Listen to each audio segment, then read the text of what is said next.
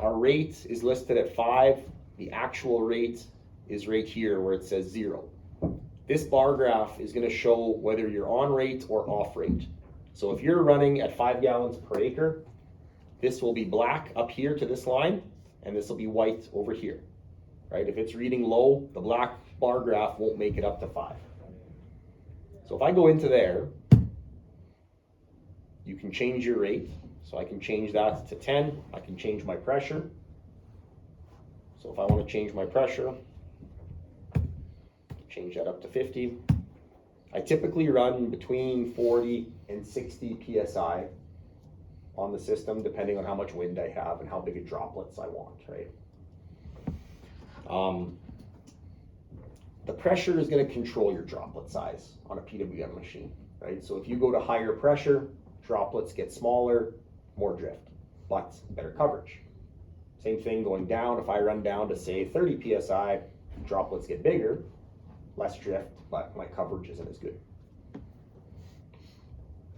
The other boxes here, you can go into pressure control mode. So if I click on this guy right here, or this guy right here, I can change this to 100%. Oops. What this means is my solenoids don't pulsate anymore. They go to 100% duty cycle, which locks them wide open. So can you actually spray without just off pressure? Correct. So what that means is if I change this to 100, right, it's going to then, as I speed up, increase the pressure. When I slow down, it decreases the pressure, but it still holds the same rate. So then your pressure is variable then instead of your duty cycle. How much can you flow through there? Like, depends on your tips. Right, but it also depends on, you can only flow so much through that. The max. Solid, yeah, right? so the max I've ever put through this sprayer was 60 gallons per acre at about roughly 10.5 mile an hour. Okay. That's with the pump completely maxed out. On 10-inch spacing. Correct. So it'd be 30 on a 20-inch. Maybe, maybe not, right? Depends whether the limiting factor was the plumbing or the pump. Right. And I don't know. Well, I know on the case, I think, like we used to always lock it out, right? Because you could, and because you can only flow so much through the. Yeah. The main reason why we would do this, why we would lock this to 100% duty cycle, would be if I'm doing liquid fertilizer and I don't want to damage my solenoids with liquid fertilizer. I would change this over to pressure control mode, right? The pump would control my rate because I don't care about pressure when I'm streaming on liquid fertilizer. The droplet size doesn't matter then, right? The drift doesn't matter. I would go 100% duty cycle. The solenoids would just lock open. I would still have individual nozzle control because it would either be 0% or 100%. It would be all the way off or all the way on. You wouldn't have as much range, though, wouldn't you, for speed? Depends on the tip size, always. But with one, I guess you have multiple tips. Well, for for a PWM system, you're always going to have one tip that's active. True. The only way to get another tip active would be to walk behind Yeah. and flip it to the next size, right? But you're going to have a range of pressure from like 20 to 80 PSI, which would be your range of speed. So when you're not locked in 100%, Yeah. does your pressure stay fixed? Correct. So if I go like this, right? Okay, And I go back to auto rate mode, Yeah, right? it's strictly PWM. It's always going to be 5 gallons per acre. It's always going to be 50 PSI. But now this number down here is variable. Sure. And it can go anywhere from 25 to 100% as you speed up or slow down. And that's 99% of the time how people run this sprayer. But if you want to stream liquid fertilizer, that's how you would change it. You're trying to penetrate a thick canopy. Yep. A piece, they're 4 feet tall. Yep. And usually we put on in the first round of fungicide and second one, we put on 2 on the piece at 20 gallons an acre. High pressure, low pressure. Here's what I would do in that case. If I want to penetrate a really thick canopy, I'm not going to penetrate the canopy with pressure. The pressure, all it does is change the droplet size. The speed that it comes out of the nozzle doesn't actually change. It's about 70 kilometers an hour is what a droplet leaves the nozzle at, and it loses speed as it leaves that tip. But what I would do, because you have a 10-inch nozzle spacing, I would put a really coarse flat fan nozzle on the 20-inch spacing. I would put a twin fan with a really fine droplet on the 10-inch spacing. What that gives you then is two different droplet sizes coming out of the same sprayer. The twin fan is going to be for coverage on top of the canopy. The coarse flat fan is bigger droplets. A bigger droplet can penetrate the canopy better than a fine droplet because it's going to come out, it's going to hit like a stem or a pod or something, explode, and penetrate the canopy further. Whereas a fine droplet is going to hit that stem or pod and just stick to it. Right? So bigger droplets have a chance to go through that canopy a bit better. So the guys that are doing that, like desiccating canola with Regulone or something like that, I always recommend doing that alternating pattern twin fan, flat fan, but two different droplet sizes out of the same machine. The pressure will be based on how much you want to drift, right? But it'll change the droplet size of both tips. So I figured just put all 06 nozzles on there, the green ones, and run the pressure around 40 to 45, like really low. Yep. And like we're not really worried about too much the top part of the canopy and the second pass, because we noticed when we do the second pass of fungicide, we want to get down under to the stem, and once they die off, they actually stained instead of fall over. You don't have to run your header below ground to get them off.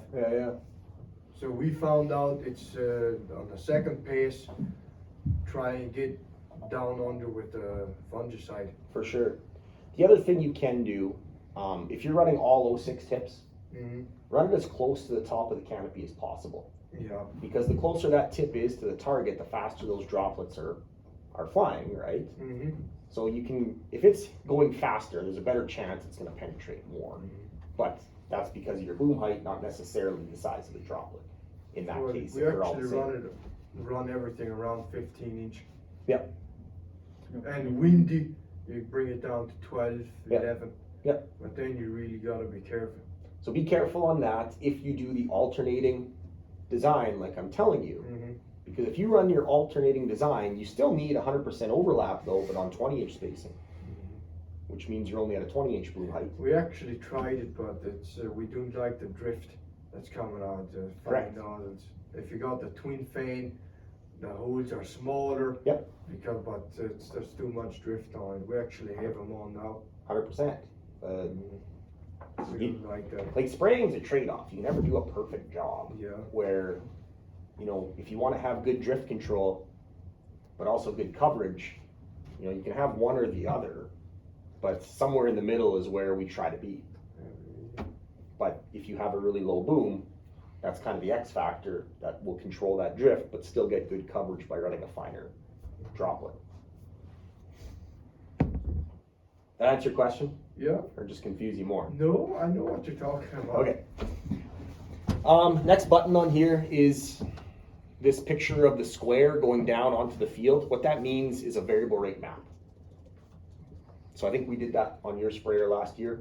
So we had to hit this button. Now you're going to see our rate goes to 0 up here because I don't have a rate entered on this variable rate map. If I'd have a USB drive plugged in with an RX map right now, then the rate would be showing whatever the USB drive is telling us to put down. Good. These two buttons down here don't do anything on your sprayers. What they're for is to preset the pressure if you have an auto select machine. So for your sprayers, the pressure is always going to be set at 50 PSI when I'm turning on that headlamp. It never changes. These buttons on the side, if I hit this wrench right here, you see it says 5%. This is the rate bump. So you can program this in to your joystick so you can bump your rate up and down. On the new software update, we have a new feature that you can bump your pressure up and down, which is nice. So you can bump your pressure up and down from the joystick instead of going into the monitor to do it. So if you're on the headland, you can. Well, If I see an acreage coming up, I can hit the button on my joystick, drop my pressure down, and I'm gonna have, you know, bigger droplets and less drift. So it's just a faster way instead of going into the monitor of doing it. Mhm. So if I'm at a 10% rate bump right now, when I hit that patch of wild oats, I can hit this plus button. And every time I hit the button, it's gonna add 0.5 of a gallon to my rate, or 10%. Same thing with the minus button on the way down. Or if you hit this button right here, it'll take you back to the target rate of 5 gallons. But these buttons, all three of them, you can program into the right-hand console or the joystick. Was anybody using that last year? You guys We were? Okay. really handy in wild oats. Yep. So you're using it on the wild oats? Oh yeah, Good. How much did you bump the rate by? at least 5 up to 10. Okay. Cool. Good. So this is your pressure right here. It's going to read out in a bar graph. So we're set for 50 psi right now. So this should always read 50, unless your filters are plugged. Then it's not going to read 50 anymore. Down here is your speed. So you were asking about the self-test speed before. If I click on this button, you have all your speed source options. So right now we're set on GPS speed. You also have wheel speed and then simulated speed. So now when I hit sim, it says we're going 10 mile an hour. If I want to increase my simulated speed, you can type in whatever you want. This red line right here is indicating when you would not be able to hold rate. So that's your range for your tips. So it's saying right now with the tips that we have installed, it's telling us 8.4 to 24 mile an hour is what the range is from 25% duty cycle at 8.4 to 100% duty cycle at 24. So obviously we want a bit more range than that so we can slow down. So we got to change something, right? Either pressure, rate, or tip size. So I have yellow tips on right now, which are pretty good tips for a 5 gallon rate. But if I take my pressure down to say 35,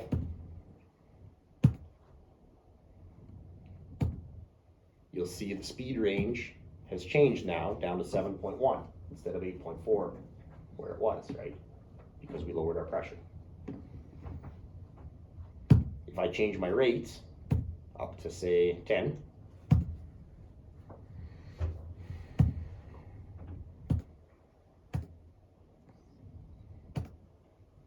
now the speed range, you can see the top end, it only lets me go 10 mile an hour at 10 gallons per acre, right? But I can slow down to 3.5 now. We'll go back to, So if you go over that 10 mile an hour, yeah, is it just gonna hold it at 100 and you're just not gonna get the rate? correct. Okay. So it'll take your duty It's not cycle gonna change. up to 100%. If you drive faster than that 10 mile an hour with those tips, that speed, and that rate, you'll just under apply. It's not gonna cut you out or something. No, it does not. Good. The next one down here is your duty cycle. So right here, it's going to show you the average of all the solenoids, right? Right here is going to be your range from 25 to 100%. You'll have a black line right in the middle, right where it's running. So where you want to be running this is right in the middle. So around that 65, 55, 70, somewhere in that range, right, is where you want to have the solenoids pulsating at. If you speed up or slow down, it then gives you the full range of speed, right? So I can go faster, I can go slower, but also for your turn compensation. So when I make a turn, what you're going to see on this screen here, you're going to see that black line fill up the whole bar graph. So what that's showing you is that the inside of your turn has dropped down to 25%, the outside of your turn has flipped over to 100%. As soon as you start driving straight again, that black bar will turn into a black line. Make sense? Well, it's, you know, Down here,